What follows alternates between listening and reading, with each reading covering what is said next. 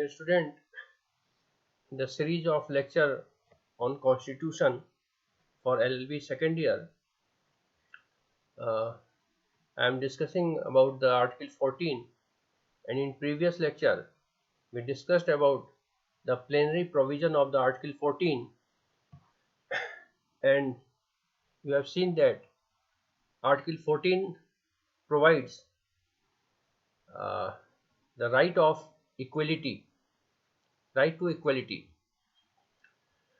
और जैसा कि आर्टिकल 14 के दो फ्रेज है इसमें, इक्वलिटी बिफोर लॉ और इक्वल प्रोटेक्शन ऑफ लॉ। तो पिछले लेक्चर में हमने ये डिस्कस किया था कि इन दोनों का मीनिंग क्या है, और finally through the court judgement इस कंक्लूजन पर पहुंचे कि there is no difference between these two phrase and both are collateral और corollary। और अब इसका जो बहुत इंपॉर्टेंट पार्ट है आर्टिकल 14 का, वो हम आज इस पे चर्चा करेंगे। जैसा कि आप देख पा रहे हैं इस स्लाइड में,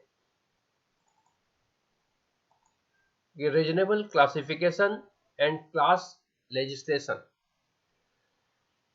एक आर्टिकल 14 का ये बहुत इंपॉर्टेंट पार्ट है कि article 14 prohibits class legislation but permits reasonable classification.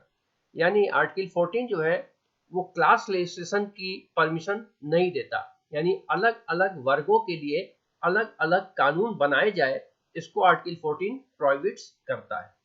लेकिन एक ही कानून को लागू करने के लिए क्लासिफिकेशन किया जा सकता है, यानी वो कानून किस वर्ग पर लागू होगा और किस वर्ग पर नहीं लागू होगा।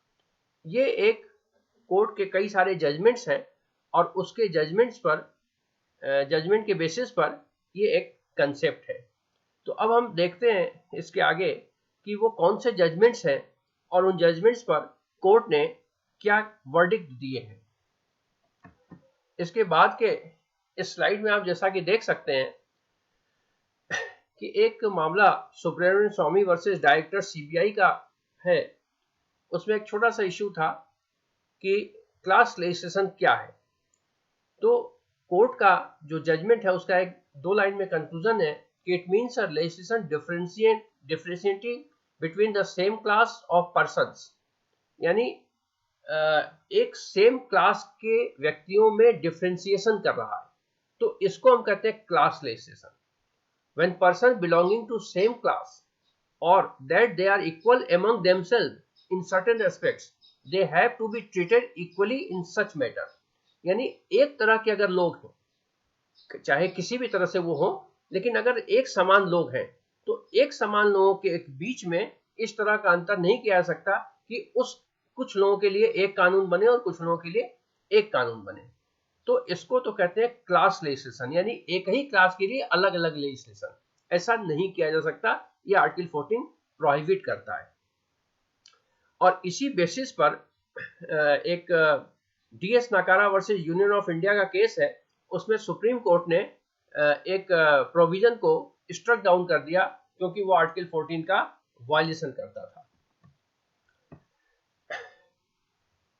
कोर्ट के जो जजमेंट्स हैं उसके बेसिस पर एक कुछ इन्फरेंस निकाला हुआ है कि article 14 when a person pension rule classifying between government pensioner retiring before March 31, 1979 and those retiring on or after that date since they belong to the same class for the purpose of computation of their pension.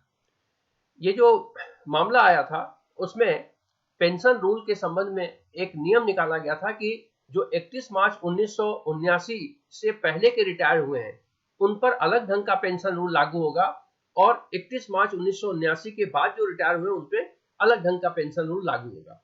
इसको court ने observe किया और ये पाया कि ये सारे लोग एक ही क्लास के यानी पेंशनर है।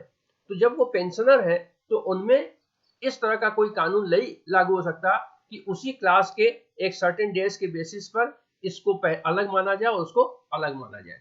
तो इस कानून को DS नकारा के केस में स्ट्रक डाउन कर दिया सुप्रीम कोर्ट ने, इसलिए कि ये आर्टिकल 14 का वायलेशन करता है। इसी तरह से Sunil Jaitley versus state of Haryana का एक मैटर है, इसमें आप देखेंगे कि the classification between the students coming from common rural school and those coming from the urban schools for the purpose of admission to MBBS and BDS course was held arbitrary and violative of Article 14। तो MBBS और BDS में admission देने के लिए इस आधार पर student में classification किया गया कि कौन रूरल बैकग्राउंड से आ रहा है और कौन अर्बन बैकग्राउंड से आ रहा है। तो स्टूडेंट है, चाहे वो अर्बन से आए या वो रूरल से आए, तो इसलिए इस आधार पर कोई अगर वर्गीकरण किया जाता है तो ये भी क्लास लेजिस्लेशन की कैटेगरी में आएगा, और इस कारण से इसको भी सुनील जेटली के केस में सुप्रीम कोर्ट ने आर्टिकल 14 का वायलेशन माना। तो इस तरह से ये 2-3 केसेस से आप देख सकते हैं कि जब भी कोई ऐसा कानून बनाया जाता है जिसमें एक ही क्लास के, एक ही वर्ग के लोगों के बीच विभेद किया जाए, तो इस तरह का क्लासिफिकेशन आर्टिकल 14 का वायलेशन होगा और सुप्रीम कोर्ट उसको स्ट्रक डाउन कर सकती है। लेकिन अब दूसरी बात आती है क्लास लेजिस्लेशन की। क्लासिफिकेशन क्या चीज है, इस पे भी देख लेते हैं। कुछ और केसेस हैं इसी से रिलेटेड, पहले उसको देख लेते हैं। एक V V Mishra versus state of Maharashtra का केस है। The apex court held section 1 sub clause 4 of the terrorist and disruptive activities preventive act TADA, TADA common name है, ये बहुत सुना होगा आप लोगों ने, 1987 as clearly ultraverse आर्टिकल 14। तो जो टाटा का सेक्शन 1 सब क्लॉज 4 था, इसको आर्टिकल 14 का वायलेशन माना गया। क्यों माना गया? The impugned section provided that offence created by section 3 of the act would be punishable as crime if the act was committed on or before 24/5/1995, but if the same act was committed after the such act, it would not be a crime। Clear कर देख रहे हैं आप, इसमें क्या provision था कि section 1 sub clause 4 के अकॉर्डिंग उसी एक्ट के धारा 3 के अनुसार 24/5/1995 से पहले जो कोई ऑफेंस करता है वो तो क्रिमिनल की तरह ट्रीट किया जाएगा, और 24/5/95 के बाद अगर करता है तो वो नहीं ट्रीट किया जाएगा। तो इसको अपराधी, जबकि अपराधी है, लेकिन एक डेट के आधार पर उसको क्लासिफाई करना, ये इसमें कुछ न कुछ गड़बड़ी है, और इसलिए कोर्ट ने इसको वायलेशन माना आर्टिकल 14 का। तो ये क्लास लेजिस्लेशन का एक एग्जाम्पल था। इसी में लास्ट में कोर्ट ने ये भी ऑब्जर्व किया कि the differentiation was held to be ex facie violative of article 14, यानी एक तरह का मनमानापन है इसमें, और इसलिए ये आर्टिकल 14 का वायलेशन करता है। अब आता है रीजनेबल क्लासिफिकेशन। ये जो सारी चीजें थी वो उस स्लाइड में मैंने आपको बताया था कि जो स्लाइड में आपने देखा होगा कि रीजनल क्लासिफिकेशन और क्लास लेजिस्लेशन दो चीजें हैं। तो क्लास लेजिस्लेशन क्या है, इसकी हमने चर्चा की कि क्लास लेजिस्लेशन किसी भी हालत में परमिट नहीं है, ठीक है, और बट परमिट्स रीजनेबल। तो रीजनेबल क्लासिफिकेशन क्या है, अब हम इसको देख लेते हैं। Reasonable classification, equality secured by article 14 does not mean absolute equality. यानी आर्टिकल 14 इक्वलिटी तो बात करता है, लेकिन कभी भी संपूर्ण इक्वलिटी नहीं हो सकती। क्यों नहीं हो सकती? क्योंकि समाज में लोग एक बराबर नहीं है, चाहे इन टर्म्स ऑफ एज हो, in terms of income group हो, in terms of social reputation हो, अलग अलग तरह के लोग हैं। तो इसलिए अगर हम ये कहते हैं कि समानता का अर्थ संपूर्ण रूप से, एक समान रूप से, पूरी तरह से, यानी सार्वभौम समानता, तो ऐसा संभव नहीं है। और जब ऐसा संभव नहीं है तो क्या होगा, समाज में क्लासिफिकेशन करना पड़ेगा कि किस ग्रुप को या किस वर्ग को, या कौन से वर्ग एक समान है और कौन से वर्ग एक समान है। उन आपस में ही असमानता है, लेकिन असमानता में भी एक कुछ लोग एक वर्ग एक तरह के होंगे और कुछ लोग एक तरह के होंगे। तो ऐसे कंडीशन में जब हम कोई कानून लागू करते हैं तो उसका प्रभाव एक विशेष प्रकार के लोगों पर पड़े और एक विशेष प्रकार के लोगों के ऊपर न पड़े, ऐसा किया जा सकता है, ऐसा सुप्रीम कोर्ट परमिट करता है। इस प्रोविजन को अगर आप देखें तो ये लिखता है कि ये प्रोविजन है कि equality secured by article 14 does not mean absolute equality which is human impossibility, यानी यह मानवीय रूप से असंभव है कि समाज में या देश में या राष्ट्र में या पूरी धरती पर जितने भी लोग जन्म लिए हो वो एक बराबर हो। अगर एक बराबर हो तो कोई दिक्कत नहीं, एक ही कानून लागू हो, लेकिन वो एक बराबर नहीं होते। All persons are not equal by their nature, attainment और सर्कमस्टांसेस, उनके स्वभाव के अकॉर्डिंग, उनकी जो सुविधाएं हैं, उनके जो परिस्थितियां हैं, उसके अकॉर्डिंग वो सब एक बराबर नहीं होते। The varying need of different classes of person often required separate treatment, और इस कारण से ये जो वेरिंग है, ये जो विभिन्नता है, ये जो है वो एक अलग अलग ट्रीटमेंट की आवश्यकता पड़ती है। जैसे मूल रूप में पूरा समाज महिला और पुरुष में ही डिफरेंट बटा हुआ है, तो महिलाओं की अलग ढंग की आवश्यकता है, पुरुषों की अलग ढंग की आवश्यकता है। इसी तरह से गरीब और अमीर, तो गरीब की अलग ढंग की आवश्यकता है और अमीर की अलग ढंग की आवश्यकता है। इसी तरह से समाज के कुछ एरियाज जो है वो जियोग्राफिकली बैकवर्ड है, तो भौगोलिक रूप से जो पिछड़ा एरिया है उसके लिए अलग कानून की जरूरत है, और जो संपन्न एरिया उसके लिए अलग कानून की जरूरत है। तो यानी कोर्ट ने यह ऑब्जर्व किया कि आर्टिकल 14, कॉन्स्टिट्यूशन का आर्टिकल 14 भले ही समानता का अधिकार देता है, लेकिन एक समान रूप से कोई है नहीं, इसलिए समानता में अगर एक समान रूप से व्यवहार किया जाए असमान लोगों के साथ तो वो असमानता होगी, इसलिए समान लोगों के साथ समान व्यवहार, ये जन्म देता है रीजनेबल क्लासिफिकेशन को, यानी युक्ति युक्त वर्गीकरण को। और ये प्रिंसिपल लेट डाउन कब किया गया? ये प्रिंसिपल लेट डाउन किया state of West Bengal versus Anwar Ali Sarkar के केस में 1952 में। The principle of equality embodied in Article 14 thus permits reasonable classification, but the classification permitted by Article 14 must be reasonable and sound fulfill the following two tests।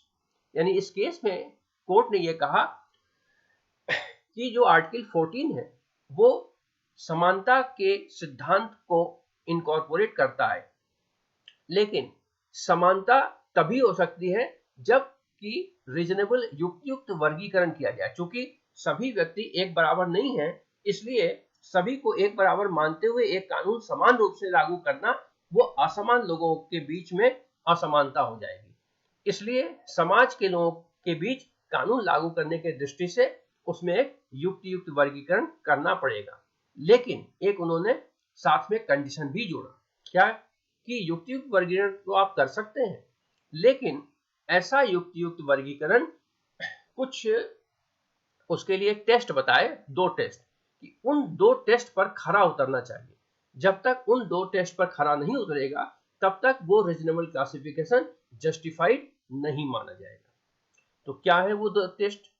पहला test है it should not be arbitrary, artificial or evasive but must be based on an intellectual differentia. यानी जो समाज में आप वर्गीकरण करते हैं, समाज का वर्गीकरण करते हैं, वो समाज का वर्गीकरण कोई मनमाना या कृत्रिम नहीं होना चाहिए या बायस्ड नहीं होना चाहिए, बल्कि वो इंटेलेक्चुअल डिफरेंशिया यानी एक बौद्धिक अंतरक पर आधारित होना चाहिए, जिसका कि अंतर करने का आधार समझ में आ सके। जैसे एक एग्जाम्पल के तौर पर मैं आपको समझा सकता हूं कि जैसे इनकम टैक्स, बहुत सिंपल सा उदाहरण इसका इनकम टैक्स एक्ट है। इनकम टैक्स एक्ट में एक सर्टेन इनकम तक कोई आयकर देना नहीं होता है, और उसके बाद ग्रेजुअली टैक्स की जो लिमिट है वो बढ़ती जाती है कि अगर आप 2.5 लाख तक इनकम करते हैं तो कोई आयकर नहीं देना है, 2.5 लाख से 5 लाख तक की आय करते हैं तो 5% देना है, 2.5 लाख से 5 लाख से 7.5 करते हैं तो 10% देना है। इस तरह की कैटेगरीज बनाई गई।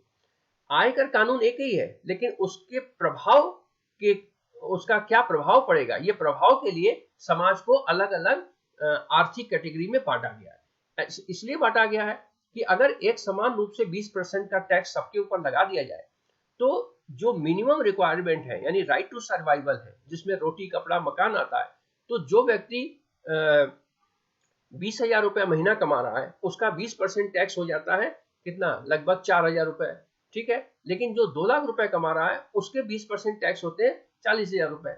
जो 20,000 कमा रहा है उसके लिए 4,000 रुपए टैक्स देना बहुत बड़ी बात है, लेकिन जो 40,000 कमा रहा है उसके लिए संभवतः जो 8,000 रुपए टैक्स देना बहुत बड़ी बात नहीं होती है, क्योंकि बेसिक नीड्स सबके लगभग बराबर से होते हैं, यानी रोटी और जो जीवन के लिए मूलभूत आवश्यकताएं हैं वो लगभग सबके बराबर से होते हैं।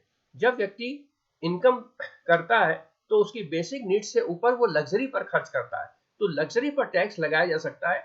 इसलिए आयकर अधिनियम सबसे अच्छा उदाहरण है इसका कि आप जो है कानून को लागू करने के लिए समाज में वर्गीकरण करते हैं, लेकिन वो वर्गीकरण कैसा होना चाहिए, इंटेलेक्चुअल डिफरेंशिया पर आधारित होना चाहिए, यानी बोधगम्य अंतरंग होना चाहिए। एक जो दूसरा टेस्ट है वो टेस्ट है कि the differentia adopted as the basis of classification must have a rational और reasonable nexus with the object sought to be achieved by the institute in question. जो कानून लागू किया जा रहा है उस कानून को लागू करने का उद्देश्य क्या है, और जो क्लासिफिकेशन किया गया है समाज में, यानी उस कानून को के प्रभाव को लागू करने के लिए समाज का जो क्लासिफिकेशन किया गया है, तो उस कानून के उद्देश्य में और उस क्लासिफिकेशन में एक रीजनेबल रिलेशनशिप होना चाहिए, नेक्सस होना चाहिए। अगर उनके बीच एक युक्तियुक्त संबंध नहीं है, अंतर संबंध नहीं है, तो ऐसे कंडीशन में भी उस कानून की जो रीजनेबल क्लासिफिकेशन है या उस कानून की एडॉप्टेबिलिटी है उस पर प्रश्न चिन्ह खड़ा होता है। तो इसको भी कोर्ट ने ऑब्जर्व किया। तो इस तरह से अनवर अली, वेस्ट बंगाल वर्सेस अनवर अली सरकार का जो केस है वो एक तरह से माइलस्टोन है आर्टिकल 14 में, और इसमें उन्होंने ये कहा कि regional classification is permitted but it have to satisfy two test, और वो दोनों टेस्ट क्या है, इंटेलेक्चुअल डिफरेंशिया है और nexus between object of law and differentia. तो आज मैं इतने पे समाप्त करता हूं।